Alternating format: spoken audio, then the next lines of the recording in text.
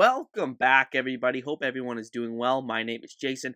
I'll be your host on this CFL talk show, Hussey's Huddle. In this video, we're going to talk about the Ottawa Redblacks and their very busy start to the CFL offseason. But really quickly before we get started, if you want to support the channel, the best way to do it is by hitting the like button and subscribing to Hussey's Huddle for more CFL content just like this. Really appreciate all of the support on the offseason content so far. It's been great, guys. And with that said, let's get on with the video. So as I mentioned off the jump, the Red Blacks have been incredibly busy the last few days in this negotiation window that we have here in the CFL prior to free agency. And they've already been linked to several high-profile guys that they are expected to sign come Tuesday at noon when players can officially sign contracts. And the first one, you got to start right off the jump with quarterback Jeremiah Masoli agreeing to terms with the team. Reportedly, I think it was $450,000 for next season.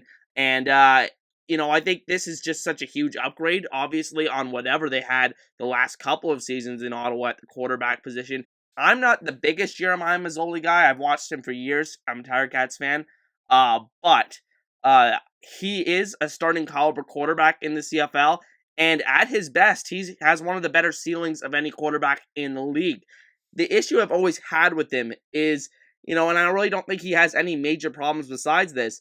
It's just that some games, his accuracy is it's just not there. And like some weeks, he'll look like the most accurate quarterback in football.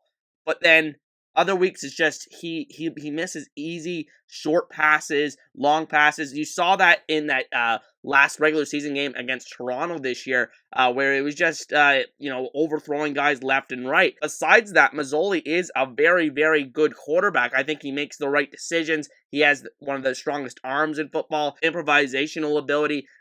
He doesn't run as much as he used to, but he can still scramble around back there. And I think farther removed from that injury that he suffered at the beginning of the 2019 season, the better it will be for him because he gets more confidence in getting that, reassurance that he's not going to get hurt again with that knee. So, I'm really happy for the Red Blacks. Obviously, just a huge upgrade to whatever they had the last couple of years. And, it really gives them instant legitimacy in terms of recruiting other guys to this team. Which leads me into this next guy that they've reportedly agreed to terms with, and that is wide receiver Jalen Acklin of the Hamilton Tiger Cats that follows Masoli to Ottawa. And, I think, again, this is just a big-time player at a big-time need for this team. Really, this whole offense really didn't have much really to work with. You got a couple guys that showed some promise last year. Ryan Davis as a rookie wide receiver. But this receiving core, for the most part, very unproven, very underwhelming.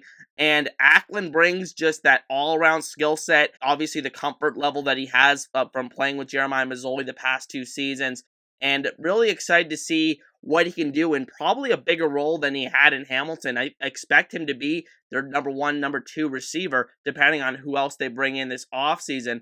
And, to that point, I do believe that they still do need to add another legitimate playmaker to this offense to go along with Acklin and Ryan Davis, as I said before. But, I think it's a really great start, and, it's just way miles ahead of where the Red Blacks were just a few days ago. They also brought in defensive end Lorenzo Malden from the Hamilton Tiger Cats, a guy that's been mostly a backup, rotational kind of defensive end the past few seasons, but has shown a lot of potential when he's gotten onto the field. And, might come back to bite Hamilton in the butt if he goes out and starts producing in a bigger role in Ottawa. But I expect that's going to be one of their starting defensive ends next year.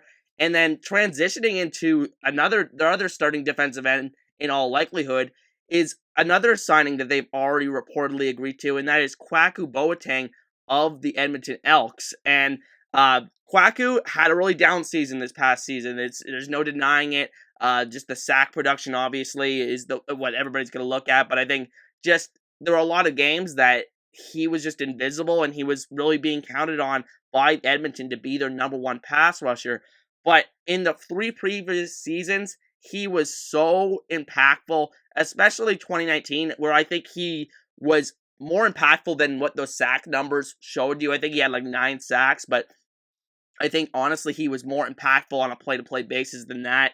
And I think, obviously, for the Red Blacks, in a situation where you're really just deprived of talent across this roster, taking a chance on a guy like Boateng that has, and I wouldn't even say it's taking a chance because, he's just 1 year removed from really an all-star caliber season. Kwaku, obviously slides in right at one of those starting defensive end spots, helps them ratio-wise, one of the best Canadian players in the league when he's at his best. So really excited and just a really good ad there for Ottawa as well. Now elsewhere, they also made a couple of other signings that I would consider a little bit more minor.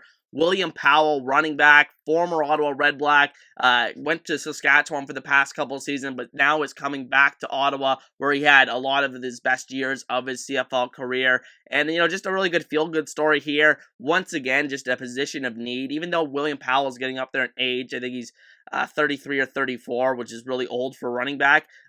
He is still way better than what they had the past couple of seasons at running back in Ottawa. So I'm really happy to see him come back home. And, I think he can still produce. And, at times he had some really good games last year for Saskatchewan. So we'll see what he has left in the tank in Ottawa. They also signed wide receiver Levi Noel from the Toronto Argonauts, another Canadian guy here. And, I think it's just another interesting player that hasn't really received that full-time receiving role with the Toronto Argonauts. And, in a potential situation where he can really work his way into more playing time on the offensive side of the ball, Noel is an excellent special teams player, and he'll always have a roster spot in the CFL because he provides that. But I think in Ottawa, he'll get more of an opportunity to actually play on the offensive side. Not a lot of Canadian talent there in that receiving core, with all due respect to Nate Bahar, who had a pretty good season last year. So, I'm really interested to see what comes of that signing. So those are just the guys that I have seen that have reportedly already agreed to contracts and will sign them on Tuesday for the Red Blacks. But there are several other players that they've already been linked to as well. One that I think is really important is guard Hunter Stewart from the BC Lions. Would help them in many ways. Obviously, a Canadian starter along the offensive line. And even though Stewart's not the best offensive lineman himself, I think he's more of a league average, just slightly maybe below average starting offensive lineman. He is still, believe it or not, a major upgrade, I think, on what Ottawa has there currently, especially considering they're probably going to lose their best offensive lineman, Mark Cordy, to the Edmonton Elks. I think the offensive line is a major priority the rest of the offseason for the Red Blacks. Just brings me back to what I said in the beginning. I think this is a start. They're laying the foundation, but there's still ways to go in terms of improving this roster because they were just so down to begin with. Just not a lot of guys they could really build around on this roster that have shown promise the past couple of seasons. So they're really starting from scratch. But now that the quarterback's in place, you have a really solid number 1 to number 2, 3 receiver in Jalen Acklin. Kwaku Boateng comes aboard here, really solid Canadian building block for the future.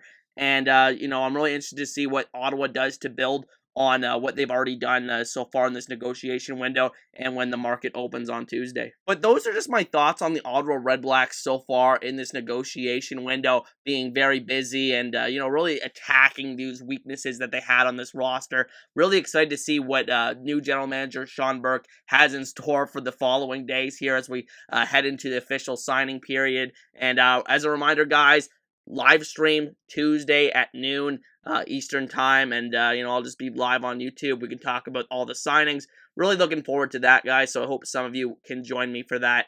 But with that said, that is going to be the end of today's video, ladies and gentlemen, and I want to thank each and every one of you for watching. Once again, my name is Jason. If you want to support the channel, the best way to do it is by hitting the like button and subscribing to Huddle Up for more CFL content just like this. Let me know what you guys think in the comments, as always, and with that said, I'll see you guys next time.